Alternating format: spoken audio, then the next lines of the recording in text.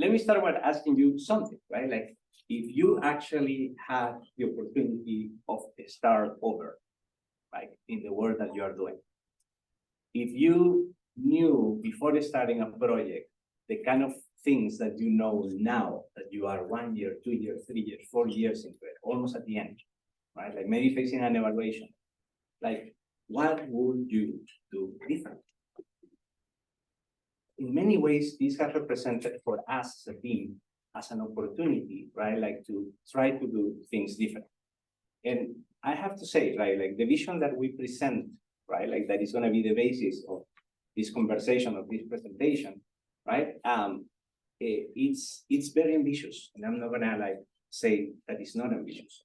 Hopefully, it will be audacious, right? Like going beyond ambition. Hopefully, it will also stay humble, right? In a way that allows us to over time be able to listen, right? Not only to you, our partners, right, here in Washington, which we are always eager and looking forward to discuss, like with and so, but precisely the people that we are, that we intend to support, serve, like be useful, right? Like in the end, we want this initiative to be useful. And we are lucky, right, that we count with initial support for part of this vision, right, from a donor like BHP Foundation that allows us like to be creative and think differently, right, about this. Hopefully we can like respond to that confidence, not only from them, but also from the people and organizations that we're going to be working with over the next few years. Next slide. Thank you. We talk about exploring together what is possible in governance action and reforms, and Danny has been mentioned this in the past. And maybe let's go to the next one already, please. Why do we call ourselves Governance Action Hub? Right, like we say that we are a space aspiring to connect different people and different networks. Right, that's what we mean by a hub. Focus on targeted action that complements or strengthens existing efforts, and that understands governance as the ecosystem needed to achieve common, desirable societal goals. And what you see on the right on that slide is actually information that is that exists on the website of the OpenGov Hub, this very same place, right? Like this place actually started under the premise that any social reform is far too complicated for any single organization to tackle alone. Partially, among many other dynamics, of course, right? It's not only the complexity of the issue, but sometimes that is compounded by capture, right? Like in the way that Danny was describing before. This place, the OpenGov Hub, founded in 2012, to break through traditional silos between different sectors and organizations and to catalyze sharing and collaboration needed to rise the global challenges of our time. We would like to do something similar, right? But maybe we will not be able, right, like to have like physical hubs in the different places where we work. That is not the goal. People have asked me in the past, but is this going to be a physical hub or not? But also in a way, by doing this, responding to the need that is out there to be more flexible and remote, to be able to garner different support from different types of organizations, from different expertise, from different donors, right? Like to respond to specific needs and to be able to support local ideas. And I'm going to talk a little bit more about that anymore. Leaf, can you move to the next one? Yes, we need bold thinking, we need audacious ideas, right? But most of the time, we acknowledge also that those ideas that may lead to actual change are not ours, right? What you see on the right is actually like the first diagnosis that our senior fellow, Catherine Bain, together with Tom Aston, who has been supporting us, and hopefully, Tom, you are connected to, like, told us clearly after a very comprehensive, like, set of interviews with different stakeholders at the country level, but also at the global level, right? Like, the kind of things that we have here an opportunity to be and to do, particularly locally, right? Build on existing coalition efforts. You're going to see me and hear me and everybody in the team like repeat this, right? Like we're not here to reinvent something. We're actually trying to see and answer for the question, how can we help support making things better, right? Rather than trying to reinvent them necessarily. Support priorities and agendas driven by local stakeholders in coalitions, right? Like what are the ideas that are coming out to tackle specific challenges from collaborative efforts at the local level, right? When I talk about the local level, we may be talking about the national level, and there may be opportunities to do that. Also, sometimes it makes sense to start the conversation at the national level. We're open. But despite that, we would like to explore and prioritize first, right? Some engagement at the subnational level, simply because we see a very strong gap there, right? And because many times in our own projects, and we have been there in the past, right? Like we haven't had like the flexibility or the possibility of exploring the subnational level because we either believe or bet, right, that action at the national level may be actually more impactful because it may reach like a larger set of people, right, and population potential. How do we facilitate collective searching for answers, ideas, and useful approaches? We do see in our engagement, and we have been seeing it over the last few years, that local stakeholders want to be part of the solution, which is a bit contrary to what we may actually have been seeing in past years in terms of like what happens with participatory approaches or participatory platforms, right? Like sometimes people participate initially on them and then they just go away. Sometimes not understanding enough why is that happening, right? Like we are giving you the platform, we're supporting this platform, this space. Why are you not seizing it? And we forget also that there are also things like local politics, that there are certain things as captured at the local level. There are things like civil society failures too, right? I remember many years ago, working at the World Bank, this paper precisely was like, does participation work, with this big title, which obviously attract a lot of attention. But the key point was not to just say participation works or not. It's just that we should be aware also how complicated working together is also for local stakeholders.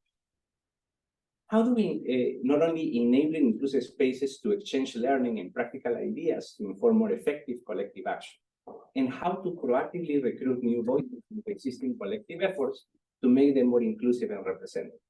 Think here, for example, the process that everybody talks about localization, right? Like, and the challenges that localization has found in terms of being able to transfer more resources to local organizations.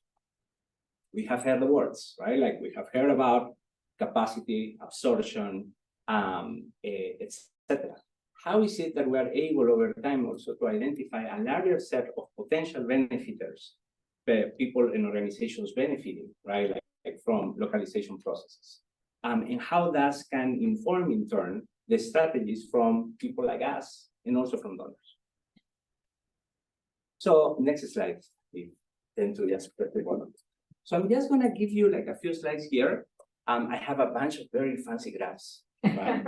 Like that probably you're not gonna pay full attention to them. You're not gonna be able to read what is like in the small cap over there. I'm still gonna play them in a moment, but I just need you to focus on the next 3 slides. Okay, 4. Okay. And then you can relax a little. I'm going to try to attempt to answer 3 questions, okay? Why a governance action hub? Right. How is it that we plan to respond to that reason, right? And a few indications on what is it that we're going to do at least first, right? Fast forward, like what we are going to be doing is not necessarily what we are going to be doing for the next 5 years, because the whole point is like, how do we learn through this journey about what is useful, right? In terms of actually make things happen. And that may change over time too, and that's perfectly fair. Why a governance action hub? We believe the governance challenges we face call for a reconsideration of our strategies. Not now and once and for all, but regularly. And at the center of that rethinking is the agency of local stakeholders, engaging them in the solution of the challenges they face. This is not about capacity, actually I try to avoid the word capacity, right? Even though it is very important, right? Like it is extremely important and it's at the center many times. But we're trying to like focus on the word agency, right? Like it's capacity for something, capacity that stays. Now, next slide. How will we do it? Now, we decided, right, and this was a conscious choice, something that not necessarily is going to be what responds fully to the why, but is the way that we want to start, okay? Strengthening collective action strategies, right? Like understanding what is out there, what seems to be working, right? Better. How can those efforts be more effective over time? What are the bottlenecks? How is it that we move forward with this whole like collective action discussion around alliances, collaborative work, coalitions for change, all these different iterations of collective action that we always keep in mind we talk about? What are the technology solutions that may actually support that kind of work over time? What is the impact, right, that efforts like many of you are actually leading out there are happening? Can we test something slightly different and see if things take us further, right? In terms of both impact, but also sustainability of the results. How do we elevate, and this is part of the strategy for us, is how do we over time are able to elevate and support local stakeholder ideas for concrete challenges that they face, for challenges that are important to them? How do we promote in this process cross-learning? Cross-learning could be between different types of stakeholders, right? Informing like local strategies. We're doing something like this, for example, in Peru, right? Like in Miguel Cervantes is going to talk a little bit about that later. But also between countries and between us. Because like the truth is like, sometimes we talk about collaboration and collective action, but we are not able many times to do it enough and consistently enough. Is there a room to actually test something different? And we will have a call for partnerships that is coming later in the presentation. And finally, how do we facilitate that coordination of local and global action? I mean, like, this is just finding ways, right? Like, is it that in the engagement of local stakeholders, we're able to call attention from certain or a few international partners that may be able to, one, strengthen the idea and raise the stakes for participation of local stakeholders initially, but also to be able to inform their own strategies of how they can support those local communities. The next generation of work for many of you, if you want. Next slide, please. Now, what will we do, right? Like when you start thinking like, okay, this is how we're doing, this is how we're responding to this need of putting like the ideas of people first, like putting people at the center of the action, right? We're gonna have two lines of work mainly. One is gonna be focused on country work, right? We'll talk a little bit about that, like where, how, like what kind of collaborations we can look for, right? And also like a bit of a global community. We're calling it a global community. And this has to do with also there's a big discussion about content, a global community. But what is this about? The idea is that how is it that we identify things, right, like that, like ideas that people are eager to actually convey, right, to potential partners, international or national, right? And being able to broker, if you want, to connect those ideas with that potential assistance. That can come from us in terms of capacity, right? Most of the times will be like pool resources or collaborations with partners like you, right? Like in the sense that we will be able in certain geographies, right, to identify how is it that we can work together towards raising the profile of some of these local ideas to tackle concrete challenges. Like, how do we take models like, for example, like corruption, right? Like the grand challenge in competitions, where we are able to gather and create incentives for some of these ideas to come out. But how is it that we're able to make also those ideas clearer, like larger, garner more attention in a more organic way, right? That can become potentially even a marketplace for ideas in this sense. how is it that we provide, and the kind of things that we're gonna do is like provide opportunities for proof of concept. Some of these ideas that we're gonna be identifying in our engagement, right? Like we're actually gonna provide some funding, some flexible funding for testing and proof of concept. But always with the idea not only to just generate a nice report, but how do we connect that proof of concept with the opportunity for scalability or adaptability, right? Depending on what makes more sense. And finally, it's this visibility in the end, right? And that has to do with what is the incentive in any case for a local organization to participate, right? Like many times, especially when efforts in the past may not have necessarily responded to their needs, it's precisely gathering that visibility, right?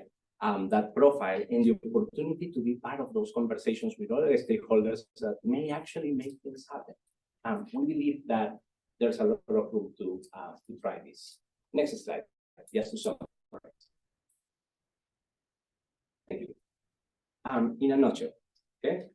We believe in the need for a platform to constantly explore what is possible in governance action. Agile, able to test new ways to empower local stakeholders and inform the strategies of global initiatives and donors, among others. We will start by focusing on collective action strategies to make them broader, stronger, and action-oriented, right? Our work will include deep dive work in countries that are demand and partnership driven. This work will be demand and partnership driven, and a global community connecting local ideas to tackle concrete challenges with the resources needed to make them happen. In this way, what we aspire to do is to foster a virtuous circle of better governance, better development outcomes, and trust between local stakeholders. Next slide.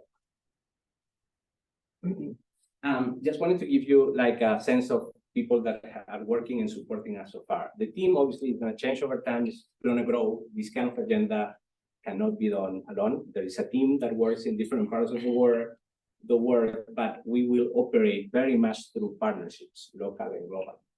But I just wanted to acknowledge the work and the brain thrust and the commitment of this very diverse team from all over, right, that are actually part of this governance action hub. Next slide, please. Our initial focus, right, is going to be on a few specific governance challenges in resource-rich countries with the possibility of adapting our approach to other challenges over time. There are three types of challenges, right? And I recognize that this division may seem a bit artificial, right? But it's helpful just to organize, right? Like we talk about energy transition and climate change a moment ago, right? Like we are, that is the emerging challenge that we're probably going to be focusing more in the beginning. But these emerging challenges, as we were mentioning before, is also a catalyzer, but also is going to reflect a lot of the problems with our approaches in the past, right? The consequences of work that we have done or not done in the past, right? Like they are persistent challenges. How is it, for example, that in a context of climate action, we have these just energy transition partnerships, for example, with certain countries with huge amounts of money, like being available for energy transition, right? How is it that we secure that there is more accountability about those funds than what has happened in the past, for example, with, say, mining revenue, oil revenue, etc. And then you have underlying contextual challenges that we need to acknowledge, right? And if you want, shield, prepare, adapt, like these collective action for. And that includes corruption, it's the capture, weak social contracts also that limit the potential impact of what we're doing. Next slide. I'm not going to go into details of why is it that we are deciding at this point to work on resource-rich countries, right? Like, but it just comes to like say that because of the work that we did with Brookings over the last few years, we have learned a lot, right? Like all the perceptions from local stakeholders about fragmented social contracts, this transaction-based dialogue between stakeholders in low-trust environments, this corruption and poor governance that have in ways been normalized, right? And reform pessimism, which is something that we're talking about with Danny. And how traditional TAP approaches, transparency, accountability, and participation, to governance and anti-corruption reform have had mixed results and rarely result in system level changes. Right? We want in the end, like in being small and nimble, right, to try to explore the art of the possible in terms of governance action and reform. How is it that we explore the frontiers of that? And we need you. We need the people and organizations that work at the local level, right? Like we need that engagement. We need to find ways to include them in the conversation, right? We need to show that the way that we're trying to do things with you and others, right, can actually lead to something. And for that, you need proof. You need to generate results. You need to gather interest. You need to build that credibility on a new or an existing program, right? Like, and even if you may feel good about your results on average, right? Like, ask yourself a question: if you could do something better to strengthen your impact, and potentially to generate more sustainability for that impact, wouldn't you want to try it? We want to explore that question. Next slide, please. We talk about these lines of work. I'm not going to go into that. We're almost running out of time and we have to go for coffee. But so, Liv, I'm going to ask you to pass for one more because there are like 2 slides more that I wanted to show. Next one. I told you, fancy graphs. We can share them with you. Transforming local dynamics, right? What is our bet? What are the assumptions that we have behind the work? It's all outlining over here, and we'll be talking about this in blogs, analysis, and one-on-one conversations with you. Next slide. Now, how will we work with you? How is it that we're planning to do this? Right? Like there are 4 core ideas that we're going to be talking about over the next few weeks, directly with you, but also in the countries that we're going to start visiting for scope. Next slide. First, where will we work? Right? Like we actually have like a proof of concept kind of work that we started that we didn't plan for it, but it's like it has informed a lot of the design of our program that we started in Peru. So we're going to be taking it to the next level. Miguel is going to be talking a little bit about that in the panel. But in general, selection of countries that we will work with, we want it to be very strongly based on the interests of local stakeholders and coalitions, and with local and global partnerships secured. We don't want to have one. It doesn't make sense for us to try to go along and just push and try to prove like that we are relevant. Right? We actually want to work in places, right, and with partners, right, that are interested to explore also what is possible, right? How can we take things forward? We will prioritize opportunities for pool funding or in-kind collaborations with other interested parties as part of the projects that exist, right? International cooperation, in government, private sector, or civil society. We have a few examples also like this in Moquegua, actually, that Miguel can actually propose, like an interesting, a set of opportunities that have been opened by building this space, this safe space to talk among different types of stakeholders, including some of that may not be used to actually be in the same room. A first set of countries of our scoping has been identified, right? Like we have been doing our homework. I just wanted to be clear about that. But with plans for a first scoping in the Philippines before the end of the year, we're just setting that up.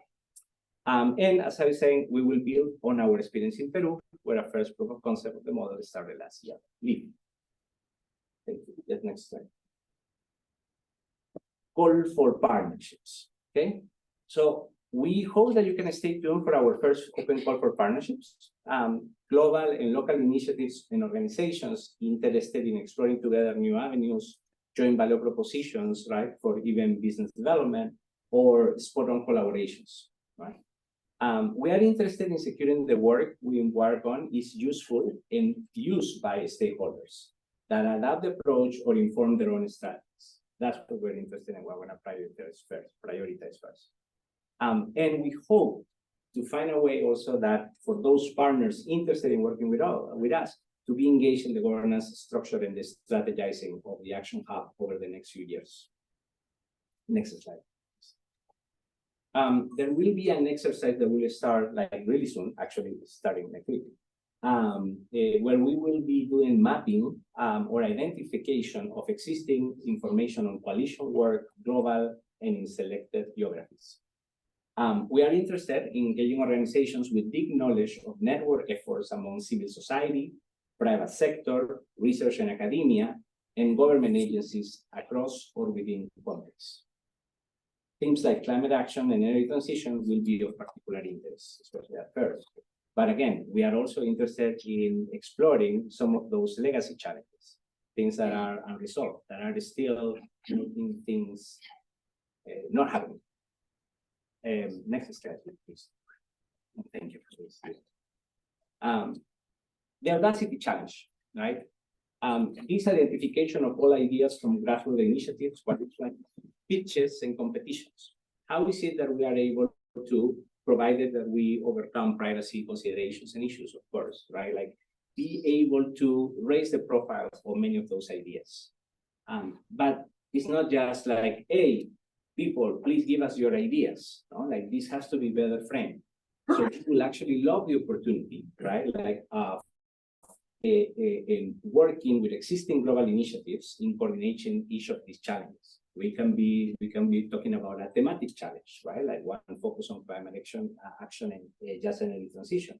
We can be talking about a challenge that addresses these issues more in depth in a particular country or group of countries. In a few cases, right, many of these promising ideas, we will be able to explore some funding for proof of concept. Next slide, please.